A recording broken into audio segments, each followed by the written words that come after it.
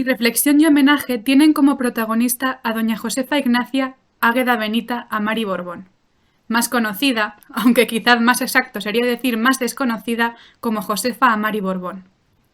De ella hay mucho que decir, y a ella le tenemos mucho que agradecer las mujeres del siglo XXI. Seguramente, lo primero que pensará la mayoría al escuchar este nombre es que se trata de un personaje ligado a nuestra familia real. Nada más lejos de la realidad. Esta admirable mujer nació en la España de mediados del siglo XVIII, concretamente en Zaragoza, el 4 de febrero de 1749, en el seno de una familia hidalga de raigambre aragonesa, bien posicionada dentro de la baja nobleza, que contaba, por las dos ramas, con una larga tradición intelectual vinculada a la medicina. Para entender y valorar a este personaje, como sucede con todos, es obligado trasladarnos a su tiempo y ponernos en su piel, en una época en la que Europa despertaba a las luces de la Ilustración y vivía los tumultos de la Revolución Francesa y las posteriores invasiones napoleónicas. Son los años en los que empieza a germinar nuestra sociedad actual. Ya no se acepta el mandato del monarca por designio divino. Se tiende a establecer contratos sociales entre el pueblo y los gobernantes, y a desarrollar diferentes formas de representación popular en la política. Paralelamente, la Iglesia va perdiendo el discurso del poder en favor de la ciencia. No se admiten las ideas simplemente por proceder de antiguas tradiciones, sino que van a ser cuestionadas por el entendimiento, por las leyes de la naturaleza y el contenido de lo que es justo y bueno, es decir, por la razón. Es época de enciclopedistas y grandes ensayistas que buscan desengañar al pueblo, salvarlo de la superstición y mejorar su vida. Entre ellos, en aquella España que también despertaba la luz de la razón, no solo destacaron hombres como Jovellanos, Sarmiento o Campomanes. Aunque menos, dentro de un largo etcétera, también destacaron mujeres de la talla de María de Guzmán, Cayetana de la Cerda y Vera, Beatriz Cienfuegos, Margarita Hickey y, por supuesto, la propia Josefa Amari Borbón. Durante el siglo XVIII hubo una especie de brote femenino. Centrándonos en la figura de doña Josefa y en su entorno, siendo la quinta de 12 hermanos y la mayor de las hijas, recibió una educación superior a la habitual en una niña de su tiempo. Importante señalar que su madre era una mujer relativamente cultivada que nunca se opuso a la esmerada educación de su hija. Como su padre era médico de la corte, la joven se formó en aquel rico ambiente intelectual. Tuvo la suerte de tener dos preceptores eruditos, con los que adquirió formación humanística al mismo tiempo que aprendía idiomas modernos. Así, estudió a Antonio de Nebrija, a Fray Luis de León y a Juan Luis Vives, pero también autores modernos como Locke, Montesquieu, Rousseau o Leibniz, entre otros, a quienes además leía en sus idiomas originarios. También adquirió una sólida educación en lenguas clásicas, traducía Cicerón, Ovidio, Jenofonte, y hablaba catalán, francés, italiano, portugués, inglés y algo de alemán, además del castellano. Es decir, que tanto Josefa como sus hermanos recibieron una completa educación, teniendo la oportunidad de tratar asiduamente con grandes personajes de la corte, beneficiándose de su relación y apoyos como era costumbre en la época.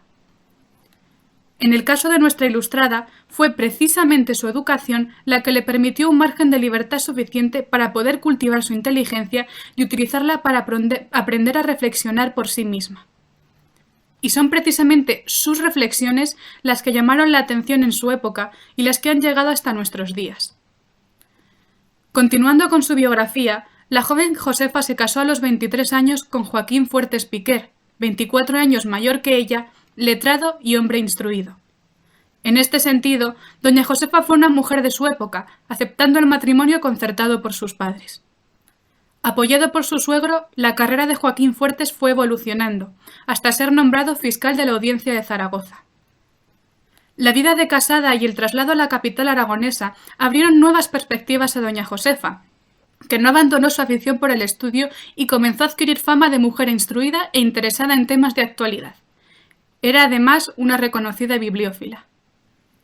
El hecho es que en 1782 decidió realizar la traducción del italiano del Ensayo histórico apologético de la literatura española, del abate Lampillas, un exjesuita español que lo había publicado poco antes en Génova. La obra era una defensa contra los argumentos esgrimidos por Bettinelli y Tiraboschi descalificando al siglo de oro español. Ante la dificultad de ver impresos sus propios trabajos debido a su condición de mujer, para muchas mujeres de la época empezar traduciendo textos de otros autores era un comienzo. En esta ocasión, la traducción no pudo ser más conveniente, al coincidir con una nueva polémica ante el artículo del francés Nicolas Masson de Morvilliers sobre España, en el que le dedicaba a nuestro país frases como «Tal vez sea la nación más ignorante de España. Las artes, las ciencias, el comercio se han apagado en esta tierra». Consciente de la oportunidad, doña Josefa envió su texto al director de la Sociedad Económica Aragonesa, una de las varias repartidas por todo el país con el objetivo de difundir las nuevas ideas y conocimientos de las áreas filosóficas, científicas y técnicas. La osadía de esta brillante ilustrada le sirvió para ser nombrada socia de mérito, distinción inhabitual en una dama que no pertenecía a la aristocracia, pero que sí era muy culta. De hecho, fue la primera mujer en conseguirla.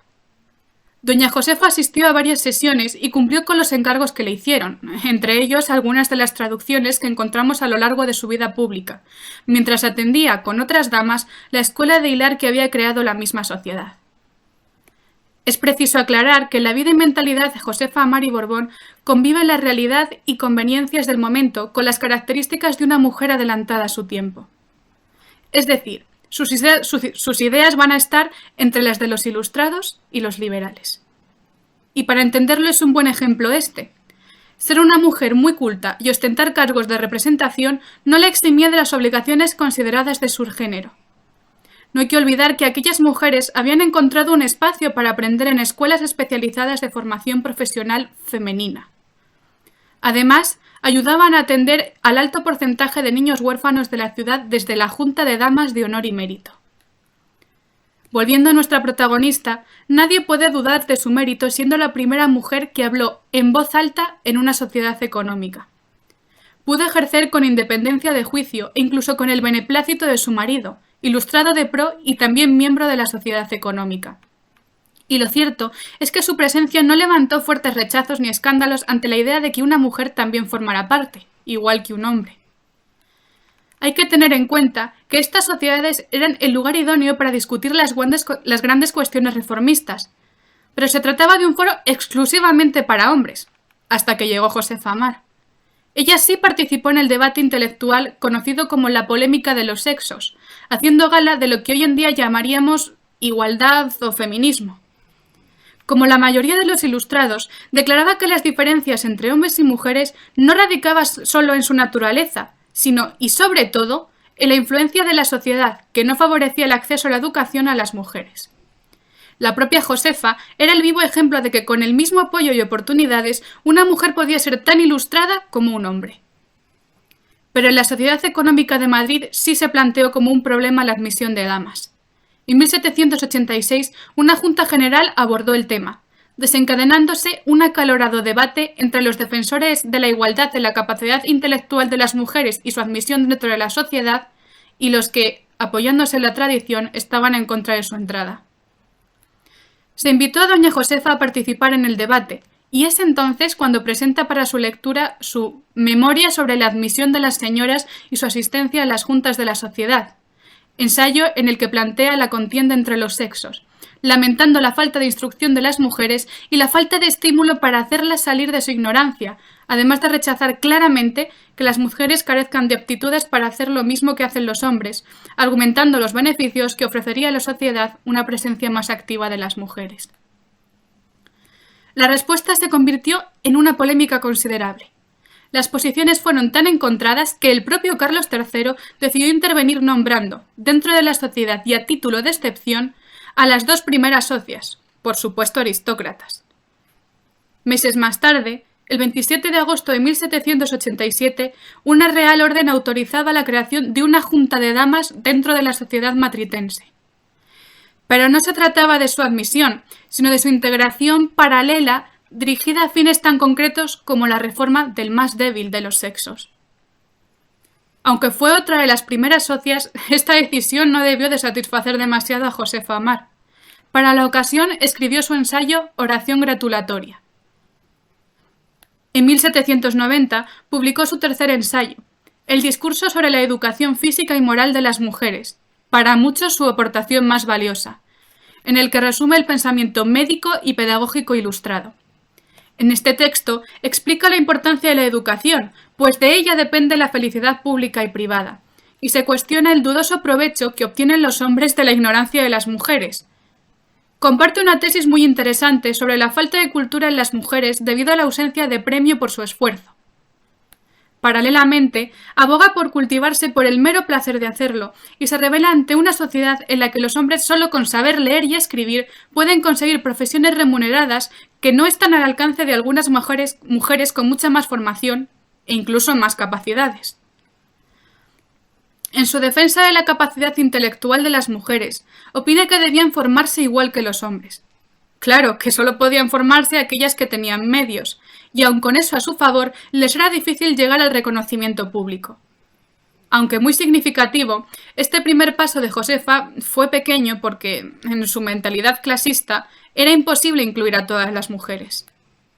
Aboga por la enseñanza doméstica con preferencia a la conventual, y resulta una adelantada de la personificación de la enseñanza.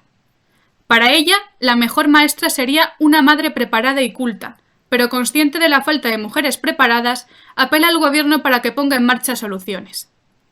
Apoya el laicismo frente a la religiosidad militante oficial y propone la atención a la salud como soporte a la educación moral.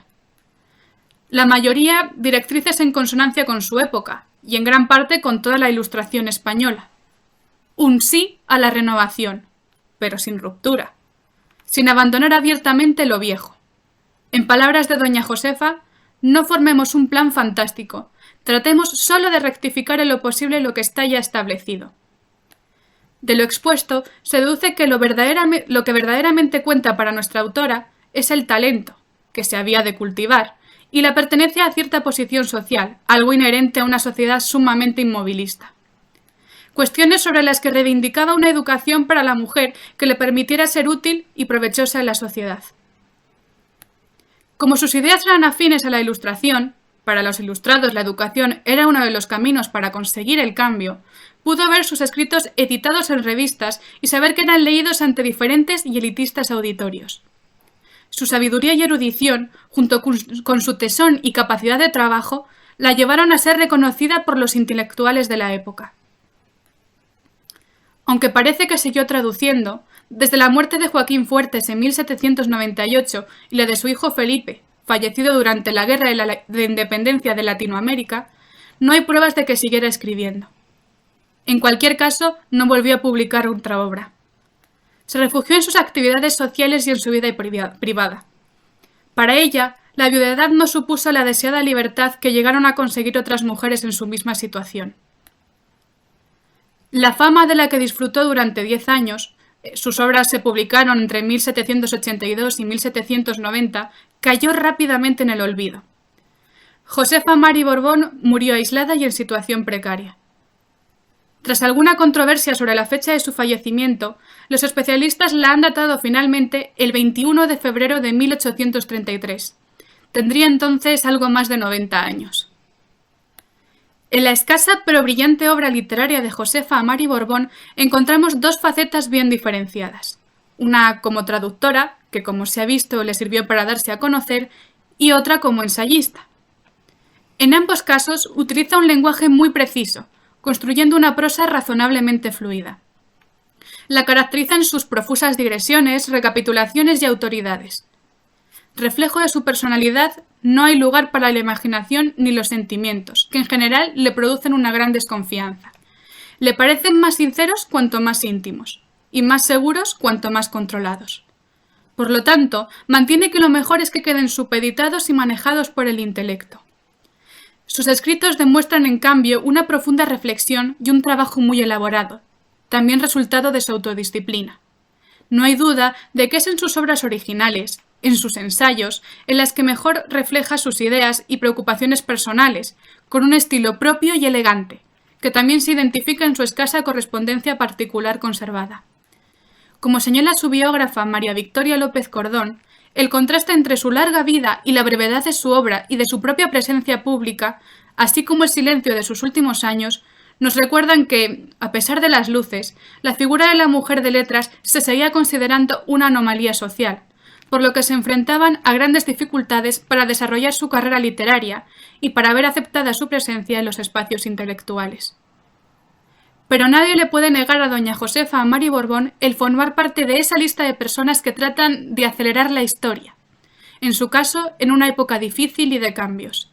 Personajes a los que les debemos mucho, aunque tristemente muchos de ellos no habían recibido hasta ahora el reconocimiento que merecen. En el caso de doña Josefa, seguro que se alegraría al comprobar lo mucho que ha avanzado en estos 2 siglos el reconocimiento del talento de las mujeres, con estudios y proyectos como el que se incluye esta humilde contribución para el reconocimiento de su ilustrada e ilustre figura. Y disfrutaría especialmente del que está obteniendo gracias a su biógrafa, María Victoria López Cordón. Muchas gracias.